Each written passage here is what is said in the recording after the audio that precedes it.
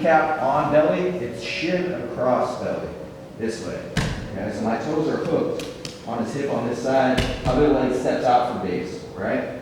Now, from here, I have one hand on the collar, thumb facing this way, right? So palm down grip. This hand's gonna go palm up on the opposite lapel, right here, okay? So that's why they call it a baseball bat choke, like you're holding a baseball bat, right? So I hold one, this hand slides two.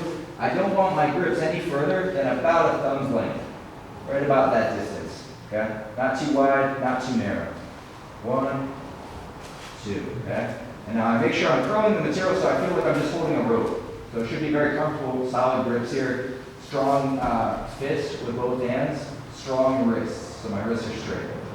Now, as soon as I take the knee off the belly, I'm going to replace it with my head, okay? So I'm going to take my knee off, put it on the ground. My head is going to drop right here to his hip. Now, already the choke is beginning. My right wrist is starting to press against his neck as I straighten my arm. My left wrist is starting to press against the neck as I bend the arm. You see I'm bending my own elbow under my other elbow. So my elbows connect.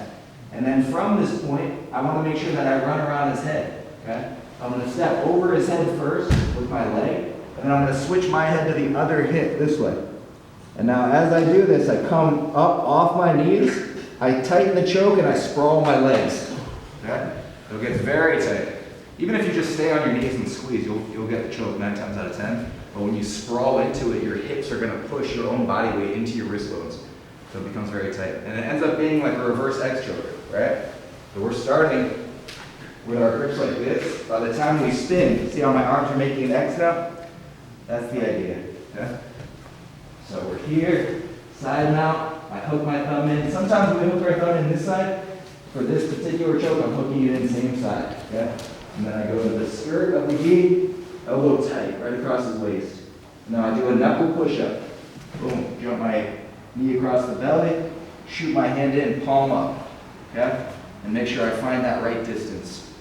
And now from here, as soon as my knee comes off, my head comes down, okay? The reason I don't just do this choke from side mount like this is because if Sean brings his knee through this space, his other leg over my head, he can arm lock me here. See that? So that's why we're jumping up to knee on belly first. We're keeping his legs out of the equation so we can reach both hands into the neck safely. All right, and then as soon as I have the grip, I jump back down. And my head's very low, so he can't bring his legs into the equation to arm lock me right now. And then as soon as I step over his head, here, my head switches. I walk myself north-south, and then I melt the hips down as I squeeze both arms. So, not the most comfortable choke. We're just doing this, just like a normal cross choke. Okay, and we need to see Sean get choked out again.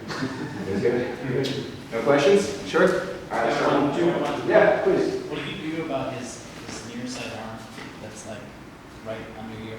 This one? Yeah. Nothing much. I'm pretty much just going to step over it as I have the grips. My body circling around his neck will do the rest. I'm not too worried about this arm. If it becomes a problem, I can like use my knees.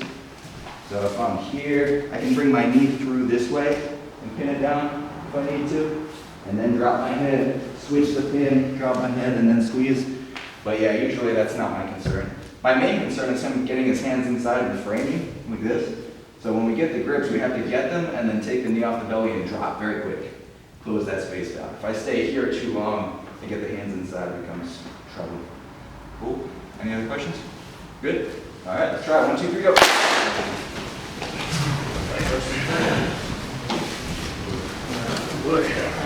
Okay, looking forward to this. Yeah. You get caught in there all the time.